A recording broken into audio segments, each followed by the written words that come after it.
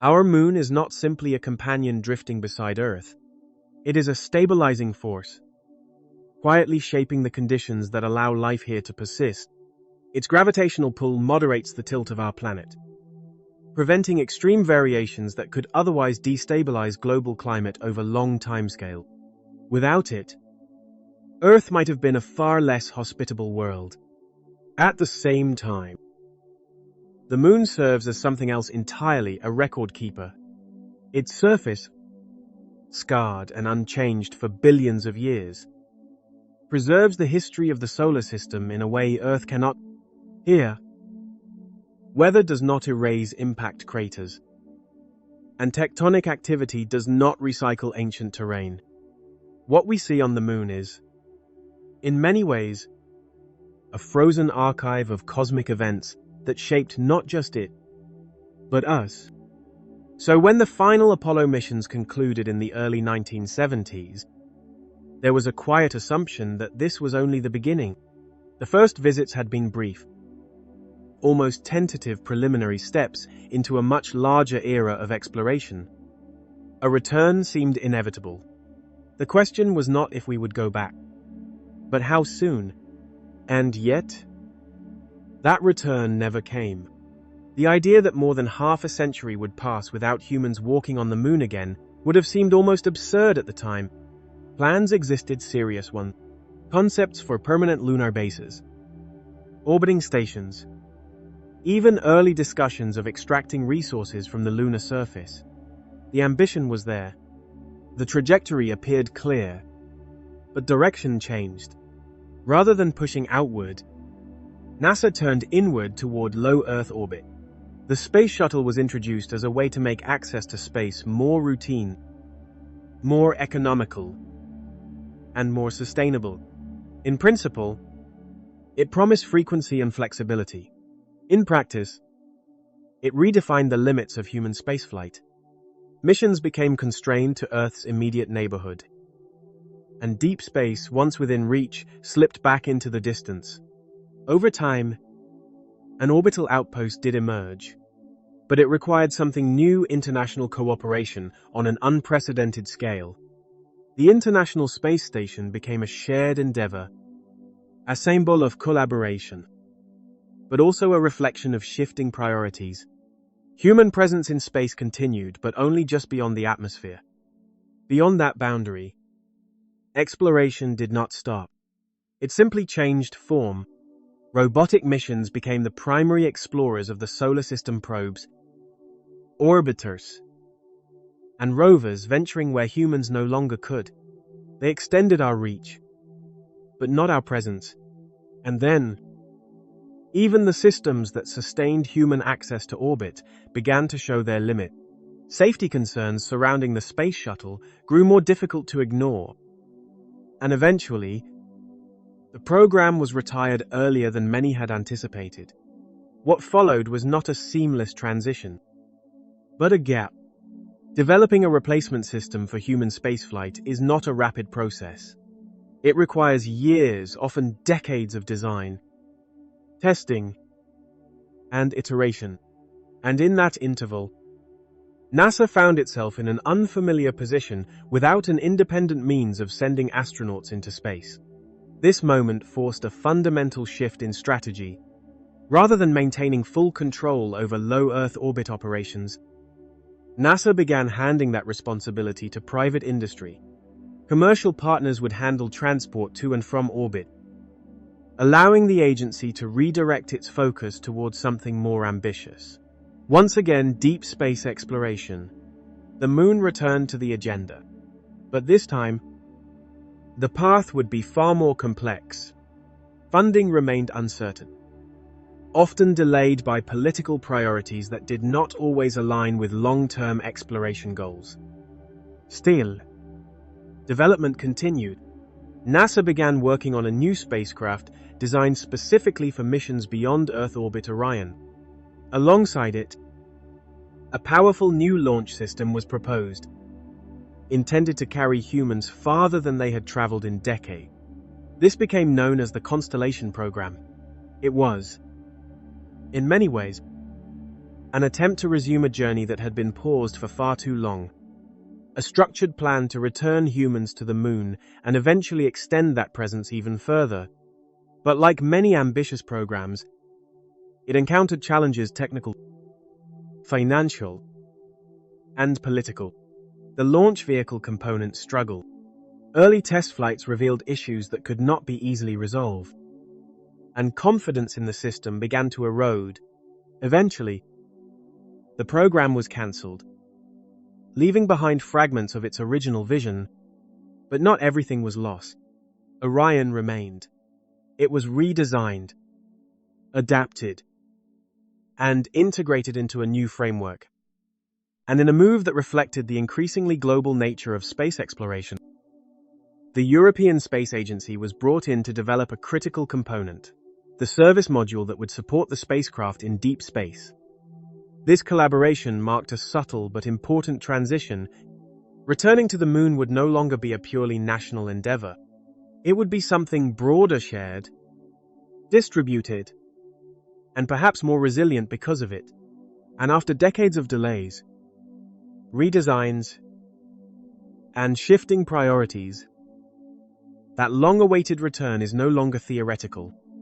Because now, for the first time since Apollo, a crewed spacecraft, Orion has successfully traveled around the moon and returned safely to Earth during the Artemis II mission.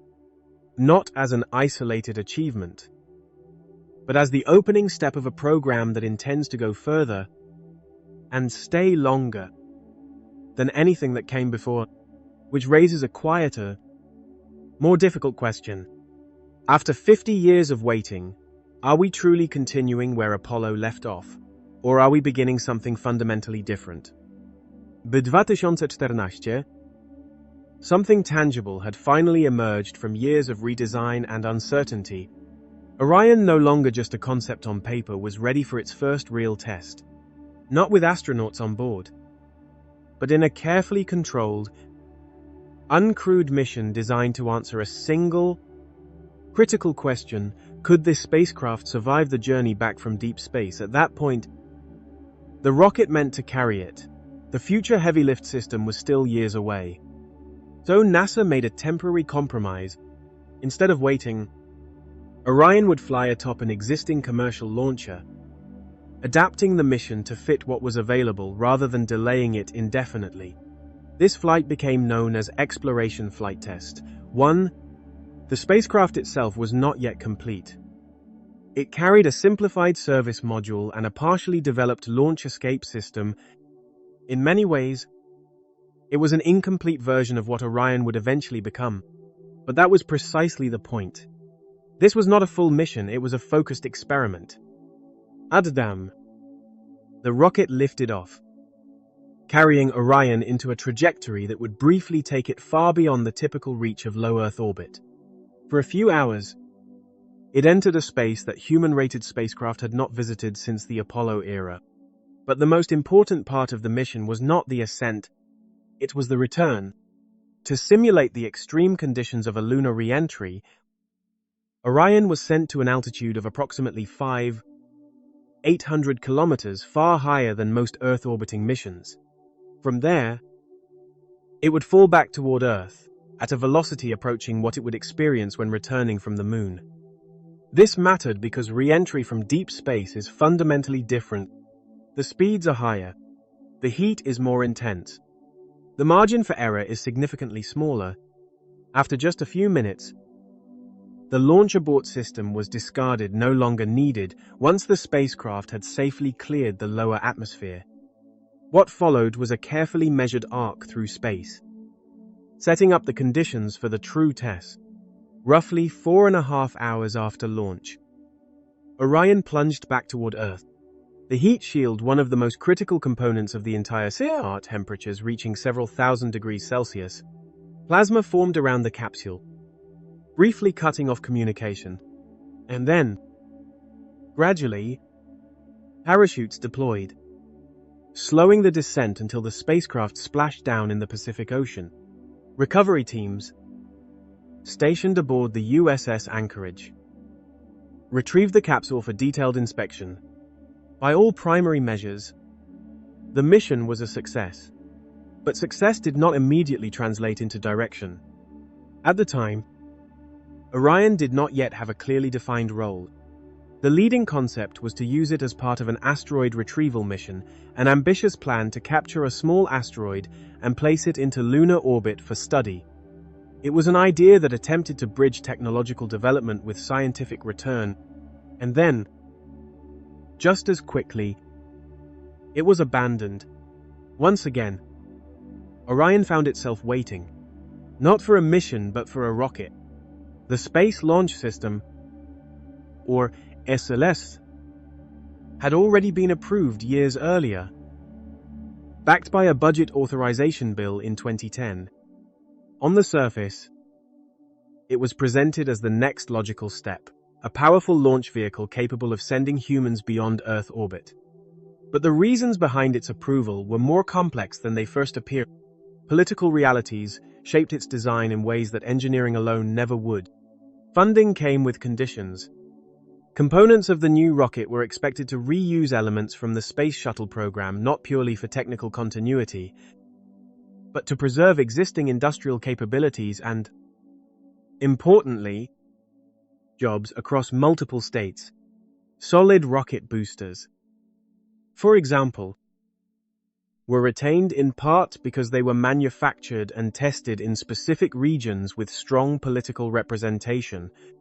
Similarly, facilities in places like Alabama and Florida, already deeply tied to NASA's infrastructure, were incorporated into the program to ensure continued economic activity.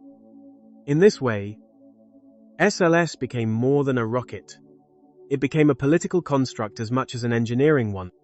Technically, it drew heavily from the past. Its core stage echoed the design of the Space Shuttle's external tank. Its engines, the RS-25S, were upgraded versions of those that had flown dozens of missions before. The boosters followed a familiar architecture. Supporters argued that this reliance on proven technology reduced risk, that it provided a stable foundation for deep space missions. Critics saw something else. They saw a system constrained by legacy decisions, expensive to maintain, slow to develop, and limited in how frequently it could fly. Estimates suggested that launch cadence might reach, at best, 1 or 2 missions per year, each at an immense cost. And so, a paradox emerged. NASA now had a spacecraft in Orion. It had a developing rocket in SLS. But the cost of building and maintaining this system consumed so much of the agency's budget that little remained for the missions themselves. It was, as some described it, a powerful vehicle without a clear destination. For a time, the entire effort seemed at risk of drifting technically alive, but strategically uncertain. Then, in 2017, direction returned. A new policy directive was signed, reshaping the goals of the American space program. It did not immediately solve the financial challenges, nor did it eliminate the technical hurdles.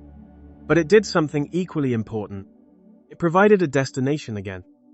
And from that moment, the fragmented pieces Orion, CLS, and the broader vision of human exploration began to align under a single name, Artemis, a program that, years later, would not only launch uncrewed missions around the moon, but ultimately carry astronauts there once again aboard Artemis II, transforming what had long been a delayed promise into a demonstrated reality.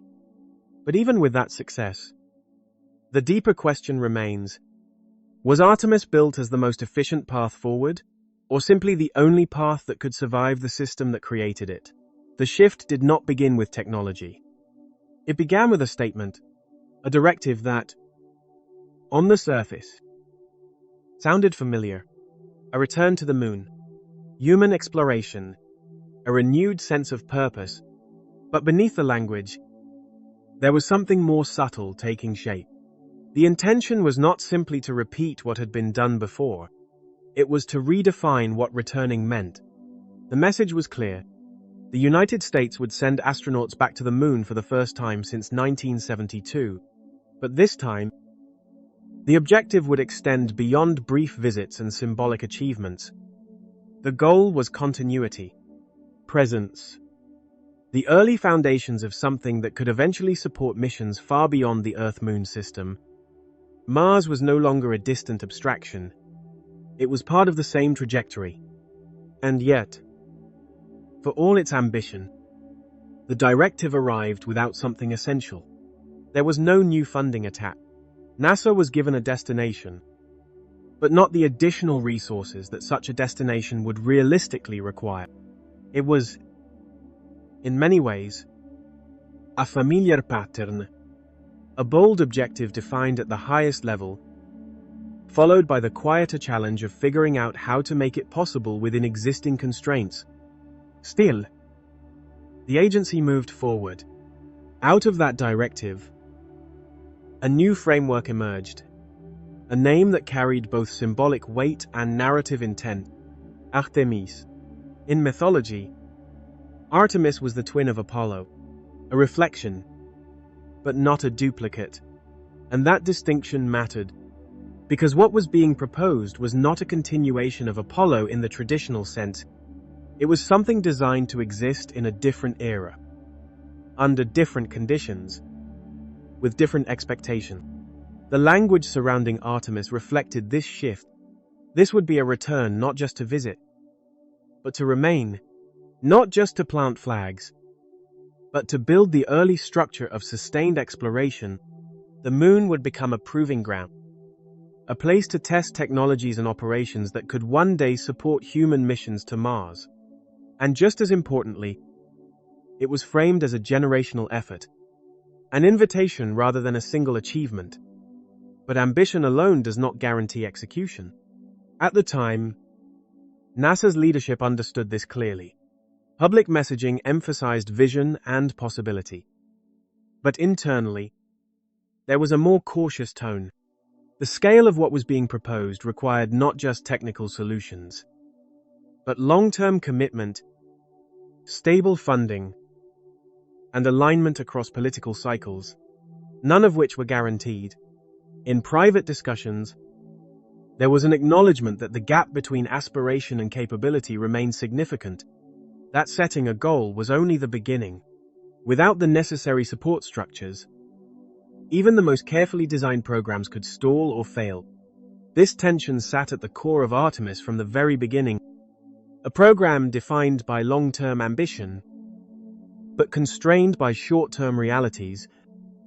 And yet, despite those constraints, progress continued. Hardware advanced, systems were tested, partnerships expanded. Step by step, the framework began to take shape in ways that earlier programs had struggled to achieve, until eventually, that abstract vision resolved into something tangible: a launch, a trajectory, a crew. Artemis II.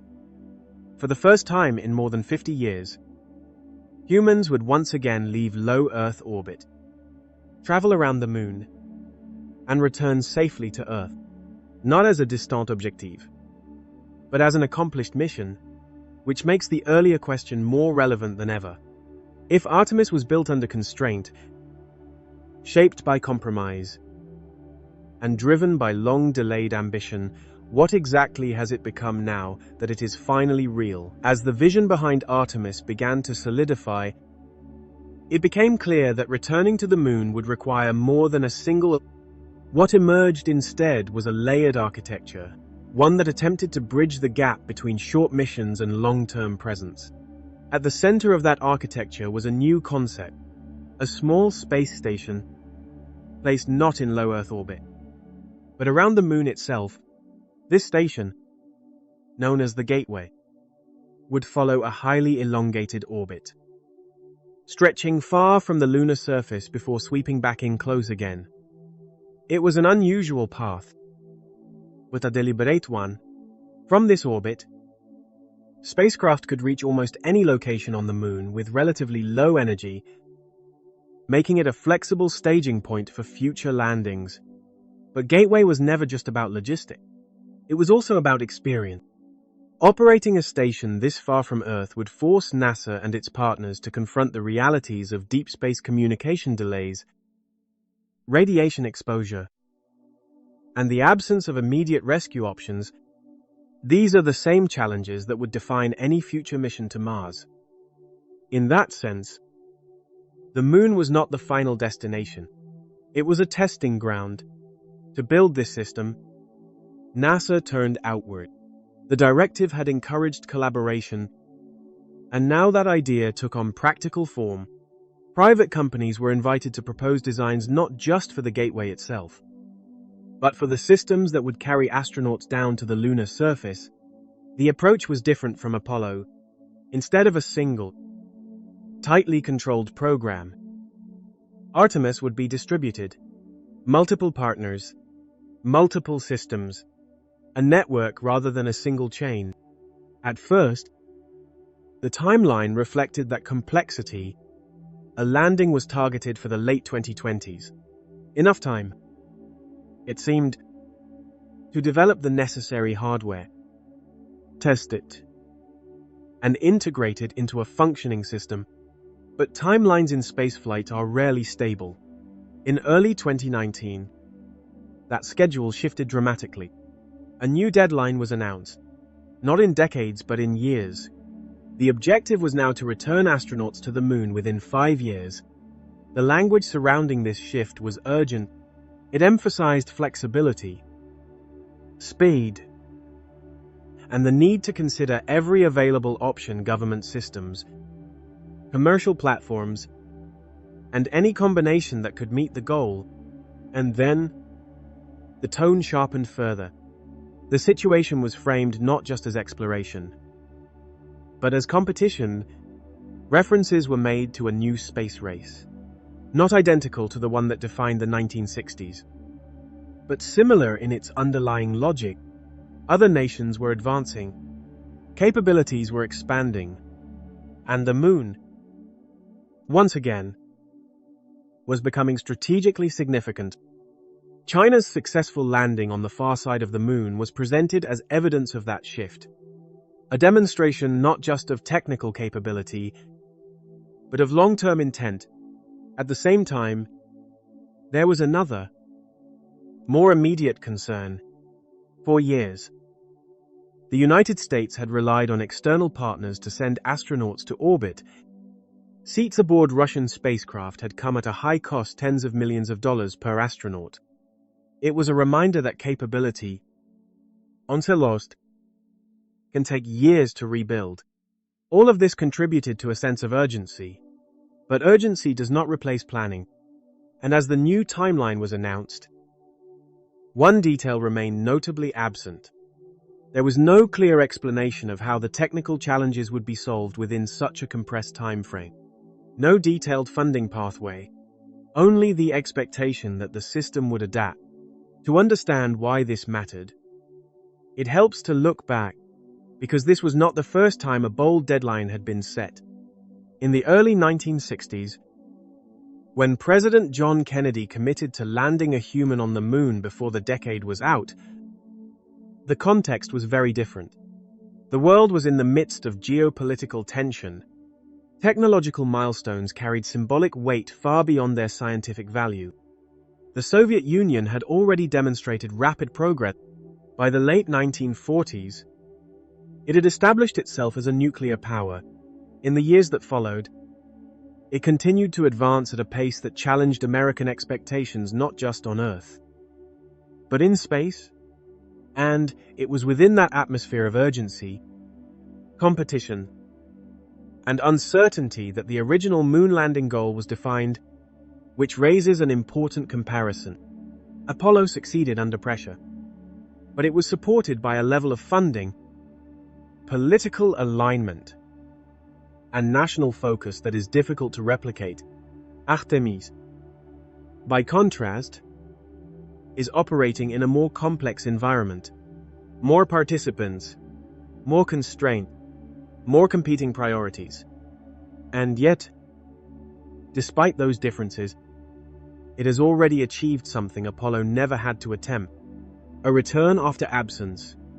Because when Artemis II carried its crew around the moon, it was not just fulfilling a deadline, it was reconnecting two eras of human spaceflight that had been separated for more than half a century.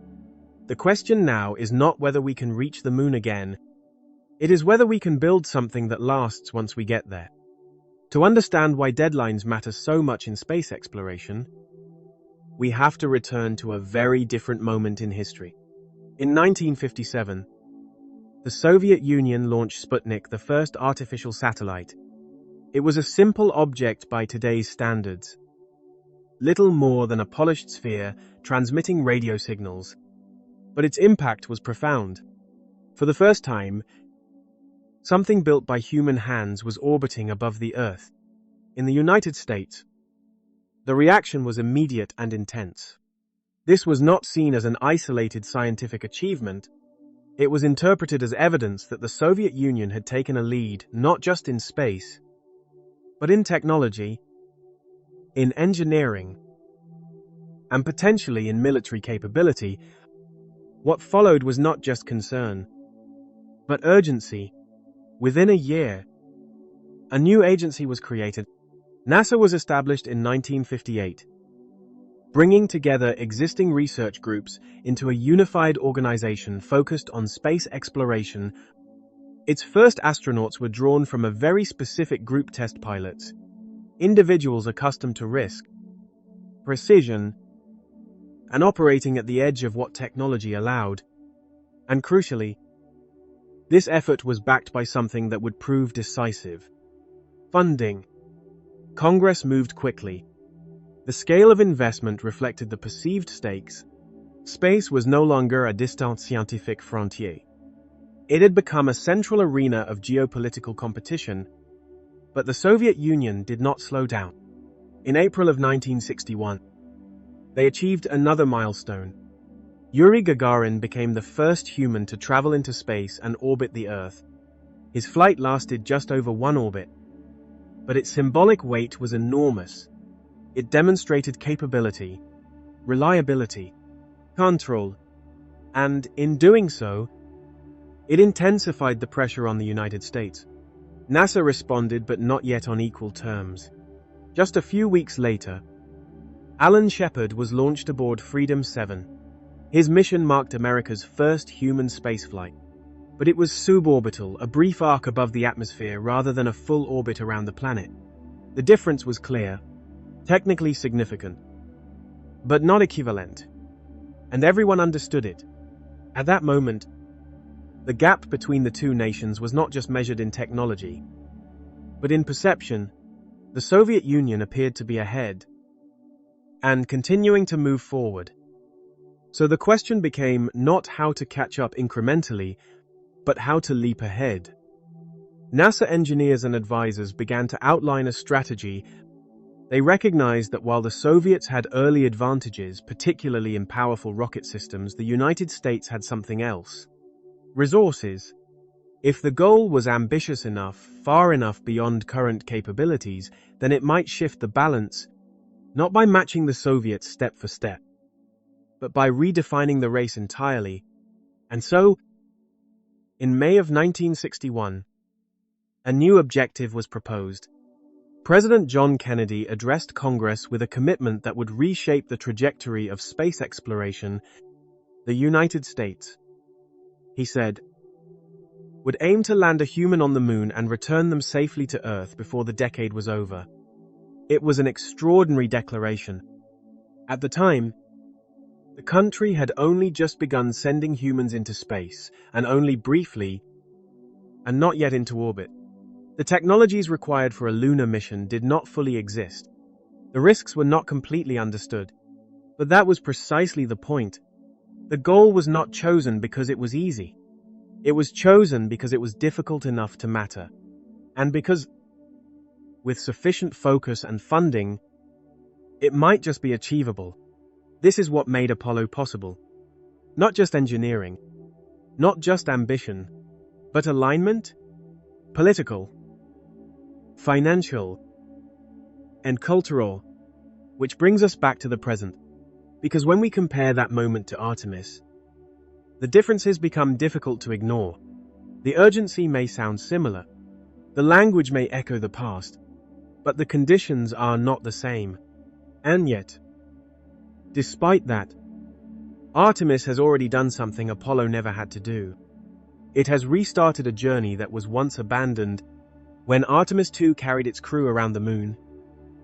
It did so not at the beginning of a race, but after decades of silence, and that changes the meaning of every step that follows. No single space project, Kennedy said, would be more impressive to mankind or more important for the long-term exploration of space. It was a statement that carried both inspiration and warning, because embedded within it was an acknowledgement of scale. This would not be a simple extension of existing capabilities. It would demand entirely new systems, new infrastructure, and a level of coordination that had never been attempted before. Even at the time, there was recognition of what this meant. It would be extraordinarily difficult and extraordinarily expensive. NASA, still only a few years old, suddenly found itself at the center of one of the most ambitious technological efforts in human history. The goal had been set just weeks after the United States had managed only a brief suborbital flight. There was no gradual ramp, no incremental pathway, only a deadline. And yet, something aligned. Public support followed quickly. The idea of reaching the moon captured imagination in a way few scientific goals ever had. More importantly, it captured political will. Funding was not just approved, it was sustained. This continuity would prove decisive.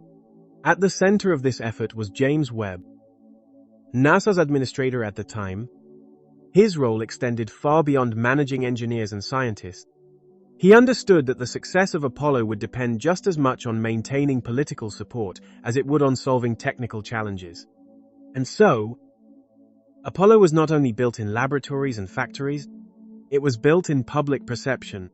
Astronauts were presented not simply as pilots, but as symbols representatives of national ambition and human progress. Their missions were followed closely, their achievements celebrated widely. In doing so, Webb ensured that the program remained visible, relevant, and difficult to abandon. Behind the scenes, something equally important was taking shape. Infrastructure. Facilities were constructed, research centers expanded, supply chains developed. What had once been a collection of loosely connected organizations became a unified system capable of executing complex missions at scale. Much of that structure still exists today, and the effects extended far beyond spaceflight. The investment required for Apollo accelerated advancements across multiple industries, materials, science, computing, telecommunications. Technologies developed for a singular goal began to influence the broader economy in ways that are still visible decades later. Despite setbacks, technical failures, delays, and even the loss of life, the program continued. And in July of 1969, the objective was achieved. A human being stepped onto the surface of the moon. The deadline had been met, but something unexpected followed. Interest began to fade. Apollo had been driven by urgency, by competition, by political alignment, by a clear and singular objective. Once that objective was achieved, the conditions that sustained it began to dissolve. Subsequent missions were cancelled. Plans were scaled back. The momentum that had carried humanity to the moon slowed, and then stopped. This is a pattern that becomes difficult to ignore. Reaching the moon, it turns out, is only part of the challenge. Staying there is something else entirely. Decades later, as new programs began to take shape, similar constraints reappeared. Ambition remained high, but funding did not always follow at the same scale.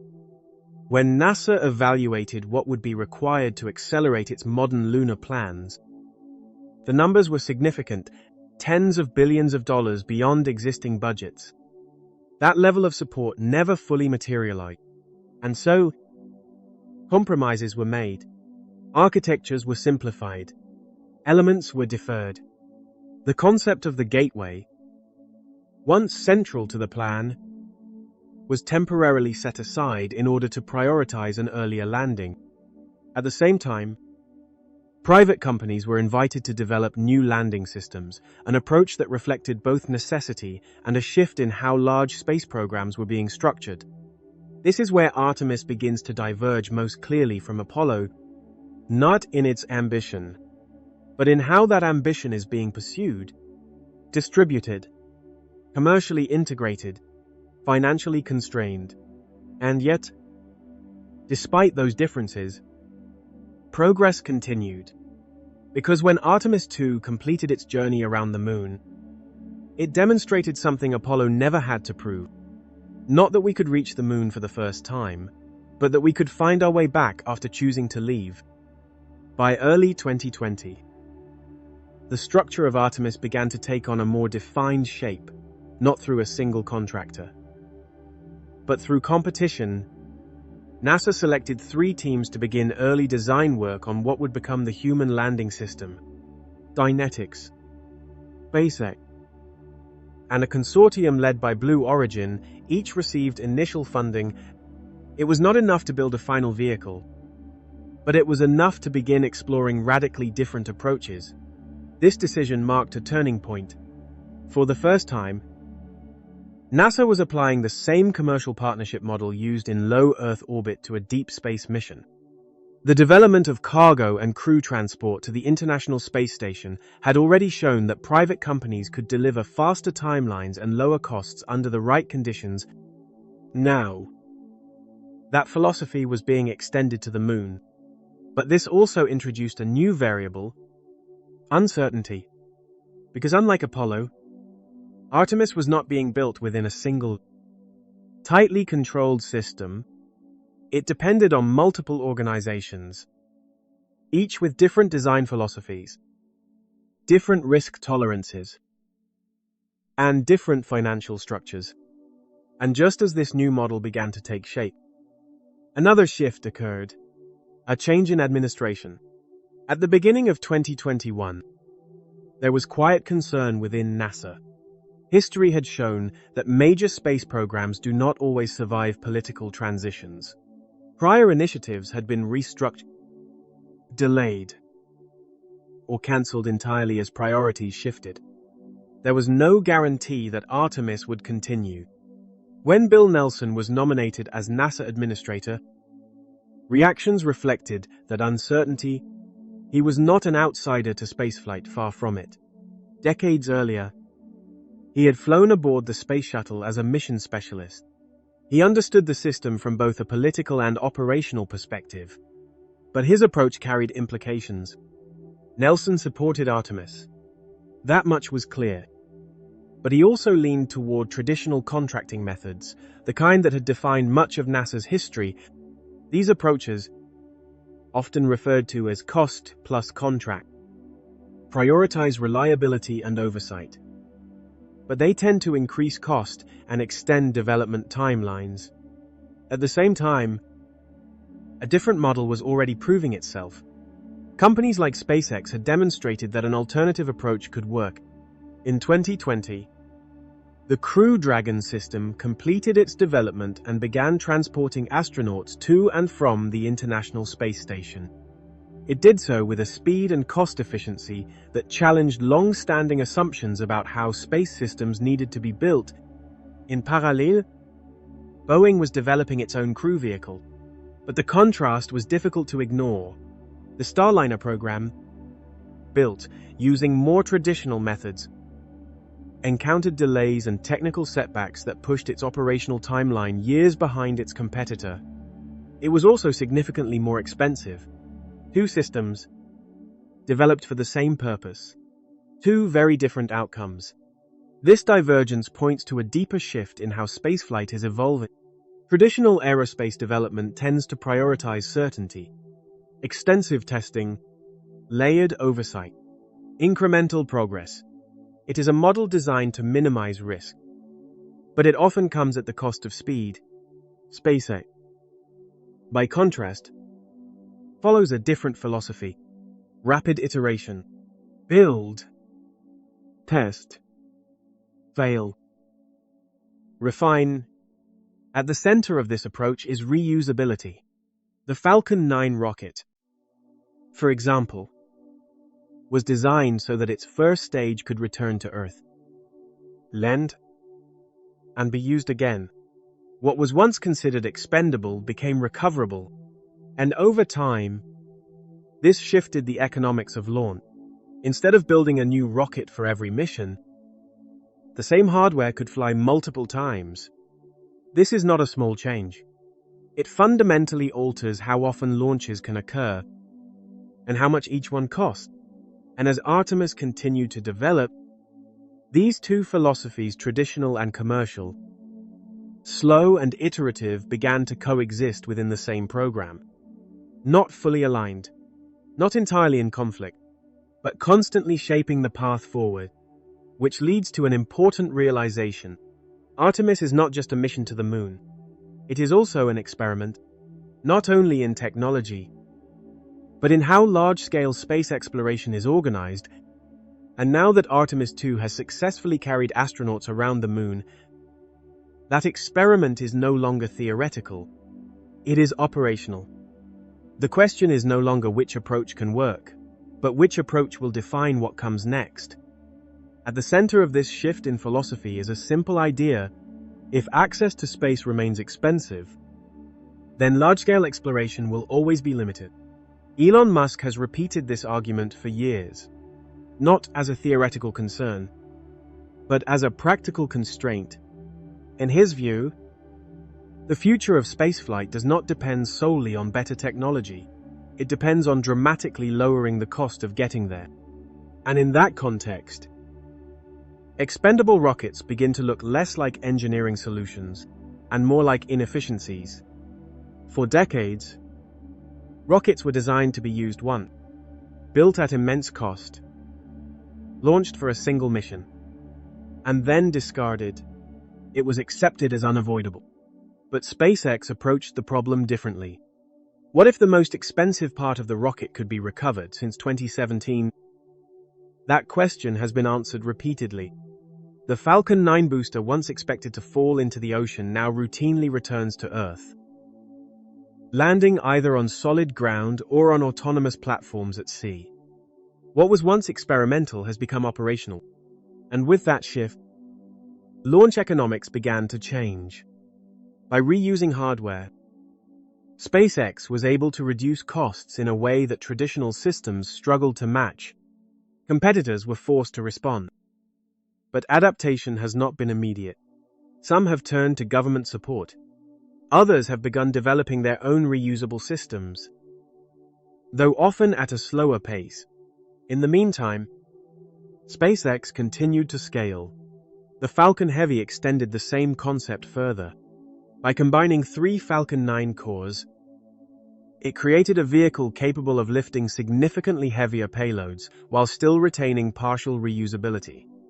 Watching its twin boosters return and land in near synchronization is not just a technical achievement, but a demonstration of control over a system once thought inherently expendable. But even that was not the end point, because reusing part of a rocket is not the same as reusing all of it. Originally, there were attempts to recover the upper stage of the Falcon 9 as well, but the physics proved difficult. The energy required, the heat involved, and the structural constraints made it impractical within that design. So, instead of forcing a solution, a new system was created.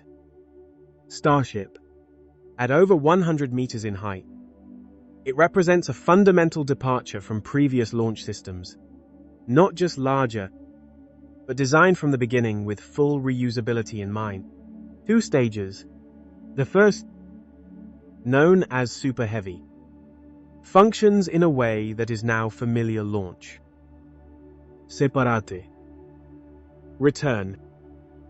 And land. But the second stage, the Starship itself, follows a completely different approach. Rather than re-entering in a controlled, capsule-like descent, it returns belly first. using atmospheric drag to slow itself before flipping vertically for landing. It is an unconventional maneuver, one that requires precise timing, control, and engine reliability. And at the heart of this system is a new engine, Raptor. Unlike traditional engines that use refined kerosene, Raptor burns methane with liquid oxygen. This choice is not arbitrary. Methane allows for cleaner combustion, reducing residue inside the engine and making reuse more practical over multiple flights. It also opens the possibility of producing fuel beyond Earth on Mars, for example, using local resources. In that sense, the design is not just about launch, it is about continuity. The lunar vision behind Starship extends beyond Earth orbit, beyond the Moon, and towards sustained presence on other worlds. It is a system built with that scale in mind from the very beginning. And this is where the contrast becomes difficult to ignore. Because while NASA continues to develop the Space Launch System expensive, powerful, but largely expendable, SpaceX is building something intended to fly again and again. Two approaches, one rooted in legacy systems, reliability, and controlled development. The other in iteration, risk tolerance, and long-term cost reduction. Inevitably, comparisons follow. If a fully reusable system can deliver similar or greater capability at a lower cost, then questions begin to emerge. Not just about efficiency, but about direction. Why continue building a rocket that cannot be reused? When alternatives are rapidly advancing, it is a reasonable question, but it may also be the wrong one. Because Artemis was never designed around a single philosophy, it is not purely traditional, nor purely commercial. It exists somewhere between the two, drawing from both, constrained by both. And now, after Artemis II has successfully carried astronauts around the Moon, that coexistence is no longer theoretical. It is part of an active system, which suggests that the future of exploration may not belong to one approach alone, but to how well these competing ideas can be made to work together. Starship was never intended to be a single-purpose vehicle. From the beginning, it was conceived as a system with multiple roles, a crewed version to carry astronauts, a cargo configuration capable of transporting large payloads, and perhaps most critically, a tanker variant designed not to explore space directly, but to enable others to go further, because reaching orbit, in this model, is only the first step. If development proceeds as intended, Starship could deliver on the order of 100 metric tons to Earth orbit in a single launch. That alone would place it among the most capable launch systems ever built. But even that capability is not the primary objective. The real shift lies in what happens after orbit is reached. In traditional missions, spacecraft carry all the fuel they will ever need from the moment of launch. This imposes strict limits on how far they can travel and how much they can carry. Starship approaches this differently. Instead of launching fully fueled for deep space, it can be refueled in orbit. Multiple tanker flights would rendezvous with a Starship already in space, transferring methane and liquid oxygen to fill its tanks. Only then would it depart for longer journeys to the Moon, to Mars, or beyond. This concept changes the architecture of space travel. It separates launch from mission, and it relies on something that has never been done at this scale: routine, reliable refueling operations in orbit. Here, the choice of propellant becomes important. Liquid methane, while still cryogenic, does not require the extremely low temperatures needed for liquid hydrogen. This makes storage and handling somewhat more manageable over extended periods. It also aligns with long-term plans for in-situ resource utilization, where fuel could potentially be produced on other worlds. But these are still open questions. Storing cryogenic propellants for long durations in space introduces challenges that are not yet fully solved. Boil off, thermal management, transfer efficiency, each represents a technical problem that must be addressed before the system can operate as intended. To begin solving these problems, SpaceX turned to a location far from traditional aerospace facilities, a stretch of land near Brownsville, Texas, beside Boca Chica Beach. Here, development proceeded in a way that contrasted sharply with conventional methods. Prototypes were built quickly, often in the open air, while infrastructure continued to evolve around them. It was not polished, it was not hidden, but it was fast. The first of these prototypes was known as Starhopper. It was a simple vehicle in appearance, more cylindrical than aerodynamic, resembling a water tower more than a spacecraft. But its purpose was focus.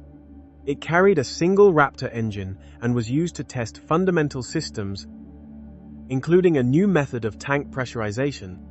Traditionally, rockets use inert gases such as helium or nitrogen to maintain pressure inside fuel tanks as propellant is consumed. Starship introduced a different approach: autogenous pressurization. Instead of carrying separate gases, it uses its own propellant converted into a gaseous state to maintain tank pressure. This reduces weight and complexity, but requires precise control. Starhopper conducted a series of short flights, each providing data on engine performance, control systems, and structural behavior. On its final test, it reached an altitude of around 150 meters, modest in height, but significant in what it revealed. After completing its role, the vehicle was partially dismantled. Components were reused, lessons carried forward, and the next generation of prototypes began to take shape. Within about a year, a new test article, serial number 5, took its turn. It looked different, taller, more refined in structure, though still lacking the aerodynamic features required for high-speed flight. At this stage, those features were unnecessary. The focus remained on low-altitude testing, engine control, and basic flight dynamics. Soon after, another prototype followed. Iteration was continuous. Each vehicle was not an endpoint, but a step. Build, test, learn, repeat. This rhythm defined the development process. Failures were expected. Data was the objective. And over time, these incremental steps began to accumulate into something more substantial. Because while NASA was preparing Orion and the Space Launch System for missions like Artemis II, carefully planned, extensively tested, and deliberately paced, SpaceX was exploring a parallel path. Faster, less predictable, but potentially transformative. Two approaches, moving forward at the same time. One proving that we can return to the moon, the other asking how far we might go once we do. These early prototypes were still relatively simple. Each vehicle was powered by a single Raptor engine, positioned slightly off-center, an intentional choice that reflected the configuration it would eventually occupy within a cluster of engines. But while the propulsion system remained minimal, the tanks were already full-scale. This mattered because even at this stage, the goal was not just to test engines, but to understand how a vehicle of this size behaves under real conditions: fuel flow, pressure dynamics, structural response. These are not details that can be fully simulated. They have to be observed. As testing became more frequent, something unexpected began to happen. People started watching. Boca Chica was not a closed, distant facility. It was visible, accessible, and as prototypes rose and fell, observers gathered. First a few, then many. Cameras appeared. Live streams multiplied. Independent coverage began to fill the gaps left by official silence. Because SpaceX, by design, shared very little. Launches were broadcast, but rarely explained in detail. Failures were visible, but not always contextualized. This created a different kind of engagement, one driven not by curated information, but by observation and interpretation. A community formed around that uncertainty, and then the program entered a new phase. With SN8, Starship began to resemble its intended final form. For the first time, the vehicle included its full aerodynamic profile, nose cone, body flaps, and the structural proportions required for high-altitude flight. This was no longer a low-altitude test article. It was a prototype designed to explore one of the most unconventional aspects of the entire system: the descent.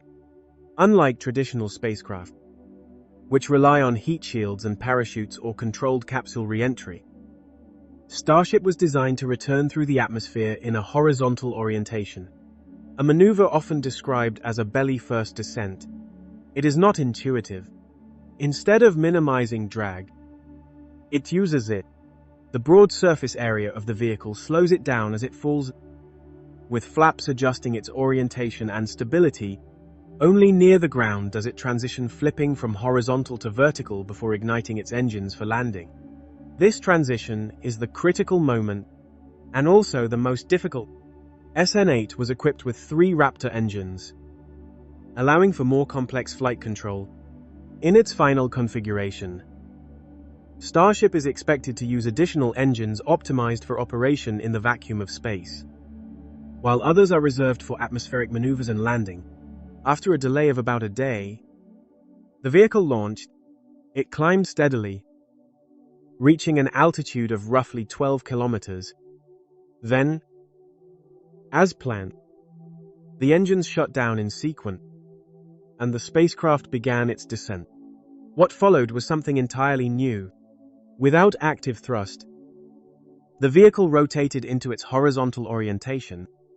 Using its flaps, it controlled its fall through the atmosphere, maintaining stability as it descended. For a brief moment, it demonstrated that the concept could work. Controlled descent, aerodynamic stability, data flowing back in real time. For SpaceX engineers, this phase was essential, because re-entry is not just about surviving the heat, it is about managing energy, orientation, and control in an environment where small errors can become catastrophic. Every second of that descent provided information, not certainty but progress. And that distinction matters, because while Artemis II has already demonstrated a complete, successful mission around the moon using systems refined over decades, Starship, at this stage, was still learning how to return to the ground. One system proving reliability, the other exploring possibility, and both, in their own ways, shaping what the next era of space exploration might look like. At every stage of these flights, the objective was not perfection. It was information. Sensors across the vehicle transmitted continuous streams of data back to the ground engine performance. Pressure levels, structural stress, aerodynamic behavior. Each test was less a demonstration and more an experiment conducted in real time, and from the beginning, expectations were carefully set. These flights were not meant to succeed completely. They were meant to fail usefully. Less than 2 months after SN8, the next prototype was already in position. SN9 stood on the pad, while SN10 waited nearby, already under preparation. Before the previous test had fully concluded, this pace was unusual. Build, test, modify, repeat, compressed into cycles measured in weeks rather than years. Inevitably, comparisons followed, because while SpaceX was iterating through multiple prototypes in rapid succession, NASA's Space Launch System had been in development for over a decade without a single flight at that point. One approach emphasized speed and adaptation. The other emphasized stability and verification. Both carried advantages. Both carried risks. When SN9 launched, The ascent phase once again proceeded as expected. Engines shut down in sequence, guiding the vehicle to an altitude of around 10 kilometers. At that point, the familiar transition began. The vehicle slowed, shifted, and rotated into its horizontal descent. This phase, now, was becoming increasingly controlled. The so-called belly-first maneuver, once theoretical, was now repeatable. The spacecraft could fall through the atmosphere with stability, using its flaps to guide and adjust its orientation. But the descent was only half the challenge. The real difficulty lay at the end. As the vehicle approached the ground, it needed to do three things in rapid succession: restart its engines, reorient itself from horizontal to vertical, and generate enough thrust to slow its descent for a controlled landing, all within seconds. To make this possible, Starship uses smaller internal tanks, header tanks designed to supply fuel reliably, regardless of the vehicle's orientation, whether horizontal or vertical. These tanks ensure that propellant flows correctly during the most critical phase of flight. But reliability here is absolute. There is no margin for hesitation. During SN9's attempt, something went wrong. An issue within the engine system linked to the oxygen preburner prevented full thrust from being achieved. Only one engine ignited properly, and even that at reduced power. The result was immediate. The vehicle could not complete its transition. Impact followed, and with it, more data. The landing pad was damaged, but not the program, because even in failure, the test had achieved its purpose, identifying a weakness that could be addressed. SN10 incorporated changes. One of them was a temporary solution introducing helium to assist with pressurizing the header tanks. It was not the intended long-term design, but it offered a way to stabilize fuel delivery during the landing sequence. When SN10 flew, the early phases once again proceeded smoothly. Ascent, engine shutdown, transition into horizontal descent. All controlled. Then came the final maneuver. This time, all three engines ignited. Initially, a built-in redundancy. The system could then shut down any engine showing irregular behavior, relying on a single stable engine for the final descent. For a moment, it worked. The vehicle completed its flip. It descended, and it reached the ground in one piece. Not perfectly. The landing was hard. The vehicle tilted slightly. A small fire appeared at its base. But for the first time, a Starship prototype had completed the full sequence from launch to landing without disintegrating on impact. It was a milestone, but not yet a solution. Moments later, the vehicle was lost, likely due to residual issues with tank pressure and fuel mixing that reduced thrust below required levels. Still, the trajectory was clear. Each attempt was getting closer. SN11 followed soon after. But this flight was different in a more subtle way. It launched in heavy fog, obscuring visibility. Observers could hear it, track it through telemetry, but not see it clearly. And then, it was gone. An in-flight failure, with debris falling back across the test site. It was, in some ways, an anticlimax, but also a continuation, because this is what iteration looks like at the edge of engineering. Progress is not linear. It advances through partial successes, visible failures, and gradual refinement.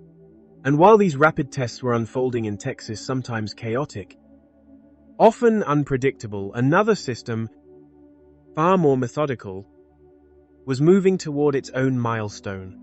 When Artemis II carried its crew safely around the moon, it did so on hardware that had been tested, reviewed, and validated over many years. Starship, by contrast, was still learning how to land, which makes the contrast increasingly clear.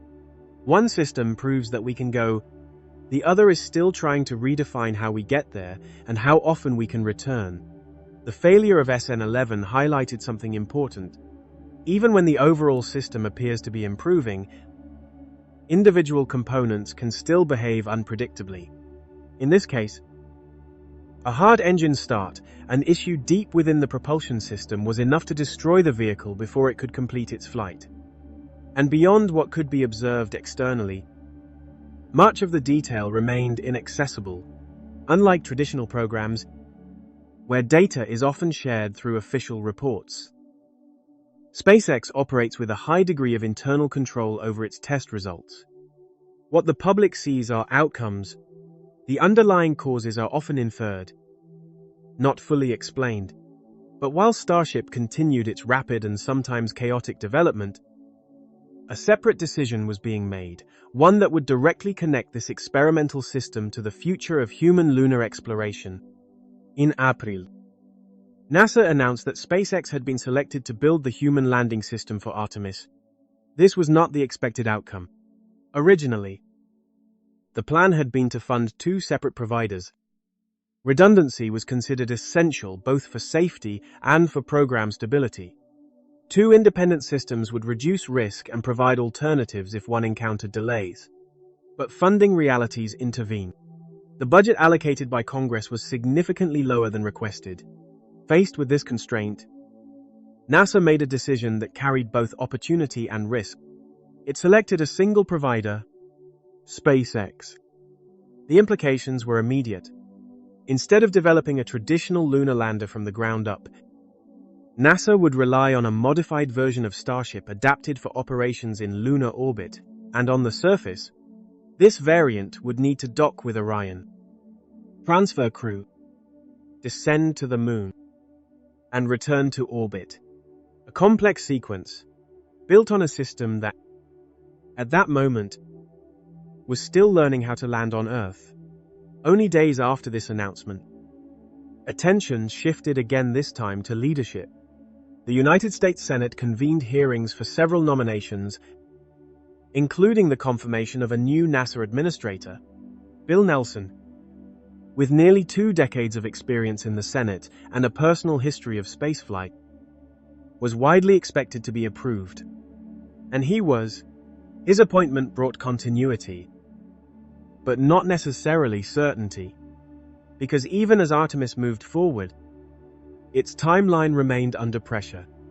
The goal of a crewed lunar landing within the mid-2020s, originally framed as 2024, was increasingly viewed as unrealistic, not because of a lack of intent, but because of the complexity involved: developing the Space Launch System, completing Orion, designing new spacesuits, building the Human Landing System, and integrating all of these into a functioning architecture. Each of these tasks carries its own challenges. Combined, they define a program that cannot easily be accelerated. And yet, the timeline had already been set. This created a familiar tension: ambition on one side, capability on the other, and between them, a narrowing window of time. Even within NASA, there was recognition of this gap. That spaceflight, by its nature, resists compression. That certain processes, testing, validation, integration, cannot be rushed without increasing risk. The phrase often repeated in these discussions was simple: space is hard. It is a statement that sounds almost understated, but within it is an acknowledgement of everything that had come before and everything still unresolved. Because while Artemis II has now demonstrated that humans can once again travel to the Moon and return safely, the next step is not repetition. It is landing. And that step depends on systems that, at least for now, are still in development. The selection of SpaceX did not just reshape the technical direction of Artemis, it also reshaped the financial landscape. NASA committed approximately $2.89 billion to support the development of a lunar-capable version of Starship. This funding did not cover the entire system. SpaceX was already investing heavily in its own architecture, but it significantly reduced the burden of adapting Starship for human lunar missions. At the same time, another form of investment was unfolding: On the ground, at Kennedy Space Center, infrastructure was being rebuilt and upgraded for a new generation of launches. Launch Complex 39B, once used during the Apollo era, was modified to support the Space Launch System. A new flame trench was constructed to handle the immense exhaust, and a water deluge system was installed to absorb acoustic energy during liftoff. These are not minor upgrades. They are essential for protecting both the vehicle and the launch site from the forces generated at launch. 3 lightning towers surrounding the pad were also refurbished, forming a protective system against one of Florida's most persistent environmental risks. New fueling systems were added, designed to handle the large volumes of cryogenic propellant required by SLS. In principle, the pad was built to be flexible, capable of supporting different launch vehicles. But in practice, that flexibility has limits. Each rocket requires its own mobile launch tower, a complex and expensive structure that connects the vehicle to ground systems. And so far, no commercial providers have chosen to use this infrastructure, which leaves SLS as its primary occupant. Even the transportation system that carries the rocket to the pad reflects this continuity with the past. The crawler transporters, first introduced in the mid-1960s to move the Saturn V, were refurbished once again. These massive vehicles later carried the space shuttle for decades, and now, with significant modifications, they transport the Space Launch System. The path they travel, the crawlerway itself, has also been rebuilt, layered with specially selected stone to support the immense weight. Everything about this system speaks to scale and to legacy. Beyond launch, recovery operations have also been carefully prepared. When Orion returns to Earth, it does not land on a runway or touch down under engine power.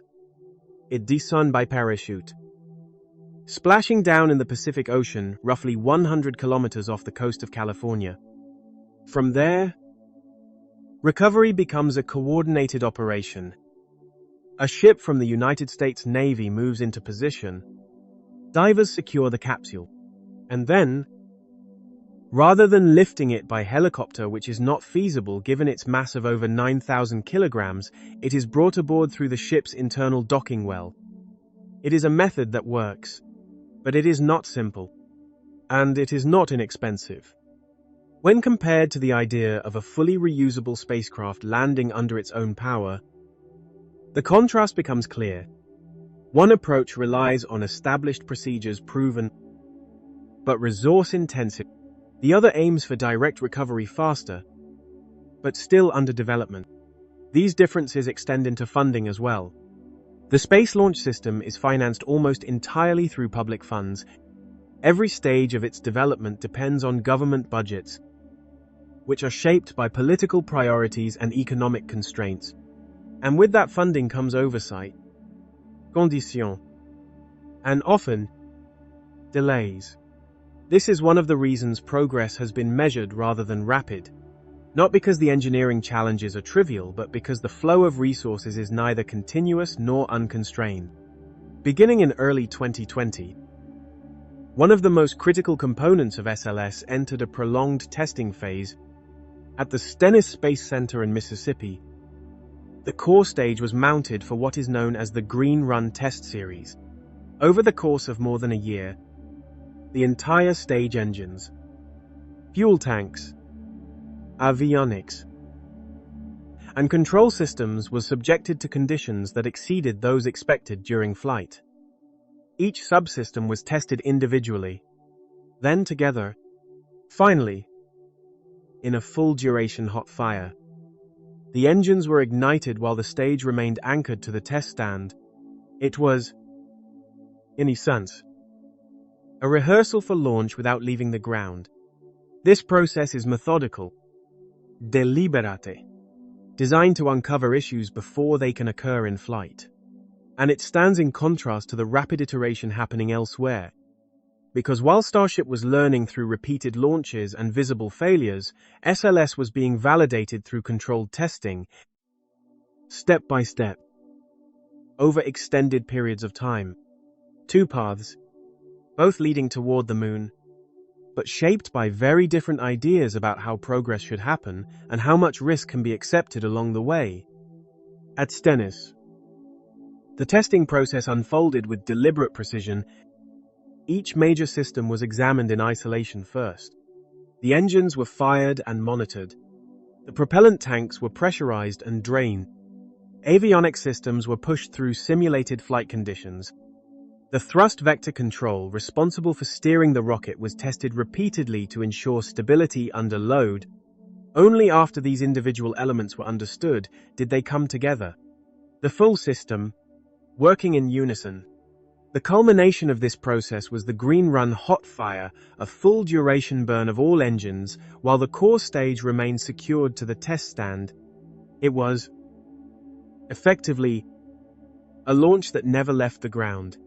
But even here, progress was not perfectly linear.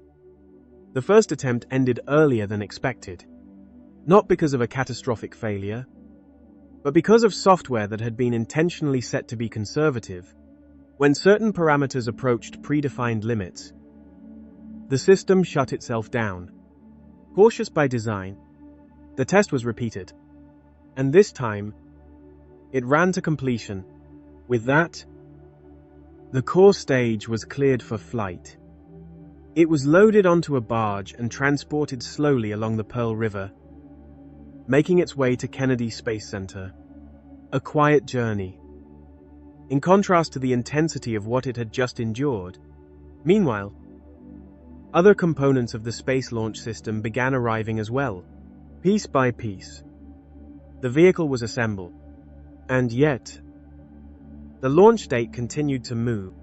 Delays accumulated not from a single cause, but from the complexity of integrating so many systems, each developed over long timelines and under strict constraints. At the same time, progress elsewhere was also encountering resistance.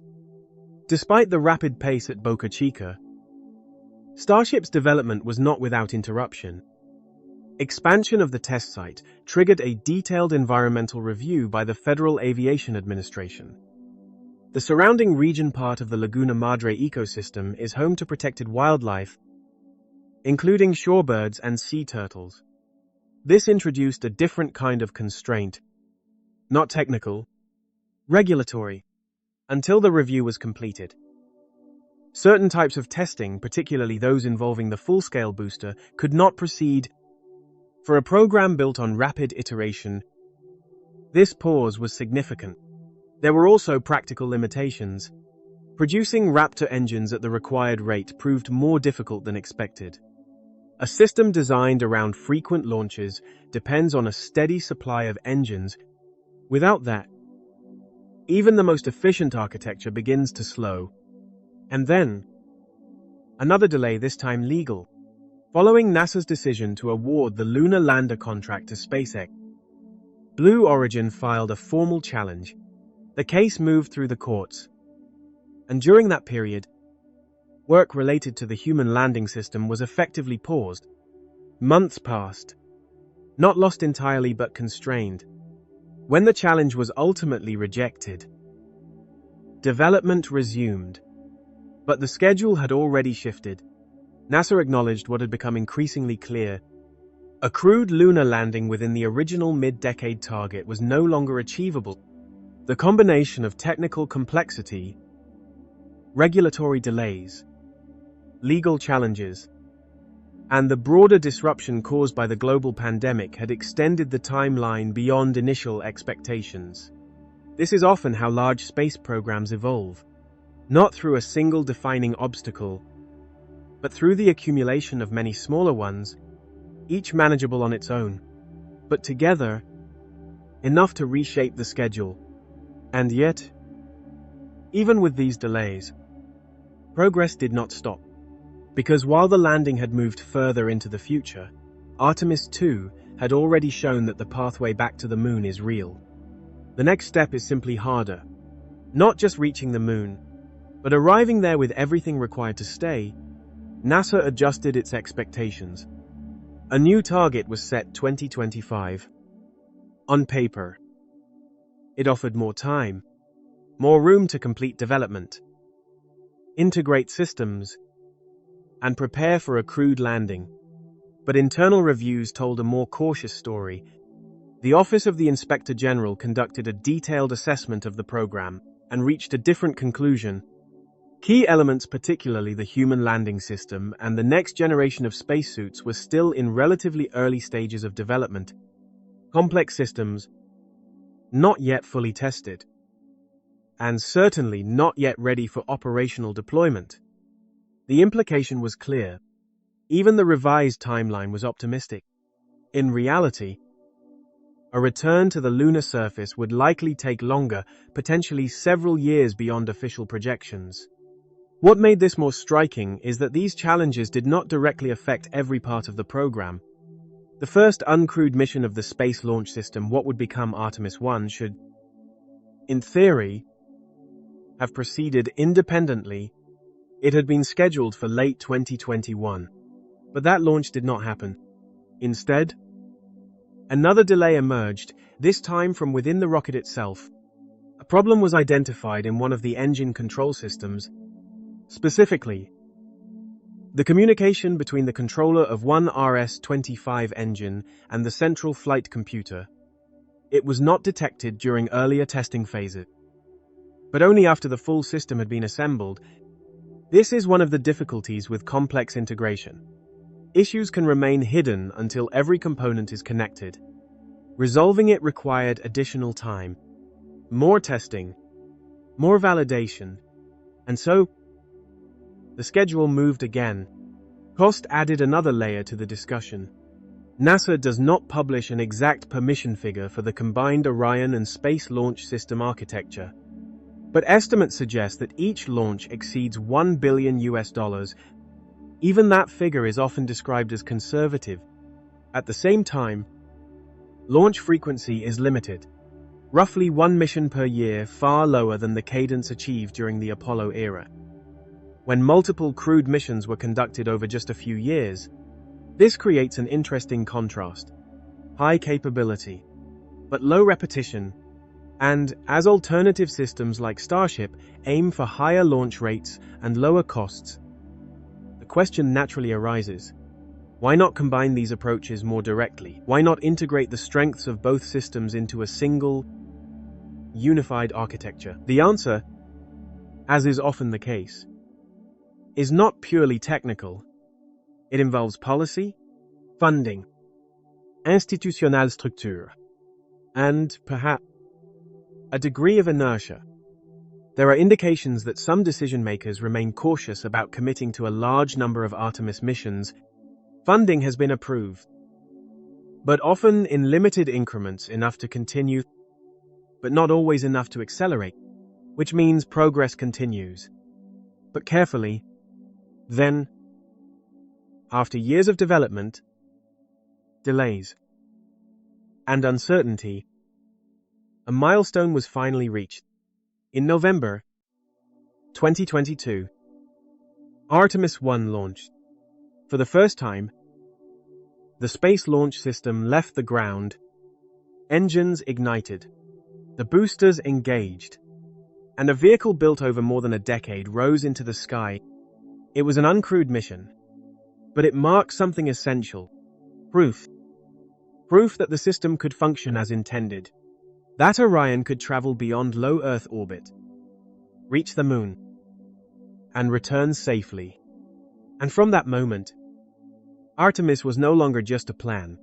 It was a program in motion, a motion that would, eventually, carry astronauts once again around the moon aboard Artemis, transforming decades of delay into a continuous path forward. The question now is no longer whether the system works, but whether it can evolve fast enough to achieve what it promises next. We rise together, back to the moon and beyond. It is a phrase that echoes with intention, not just a return, but a continuation, a suggestion that this time, the journey will not end with footprints in the dust, but extend into something more permanent, more sustained. And in the years that followed Artemis I, work continued, quietly, steadily, across multiple systems, Artemis II was always meant to be the next decisive step. The first mission to carry astronauts beyond low Earth orbit since the Apollo era. The same trajectory around the moon but under entirely different conditions. New spacecraft, new rocket, new architecture, and eventually, that mission flew. Orion, powered by the Space Launch System, carried its crew around the moon and safely back to Earth. All four RS-25 engines performed as required. The solid rocket boosters delivered the thrust needed to escape Earth's gravity well. The systems, tested for years, operated together as a single vehicle. For the first time in more than half a century, humans returned to deep space, not as a demonstration, but as a transition. From testing to operation, and yet, even with that success, a deeper question remains unresolved. Because returning to the moon is one challenge, staying there is another entirely. The vision of a permanent lunar presence, a base, a sustained human foothold beyond Earth requires more than successful missions. It requires continuity, frequent launches, reliable logistics, long-term funding, technologies that are not only functional, but repeatable. And this is where uncertainty returns. The current architecture can reach the moon. That has now been demonstrated. But whether it can support a continuous presence year after year, mission after mission is far less certain. Not impossible, but not yet proven. Artemis has achieved something significant. It has restored a capability that was once lost. But the future of that capability, whether it becomes routine, whether it expands, whether it leads to something lasting, remains an open question. Because in the end, the moon is not the hardest part. The hardest part is deciding what we do once we get there.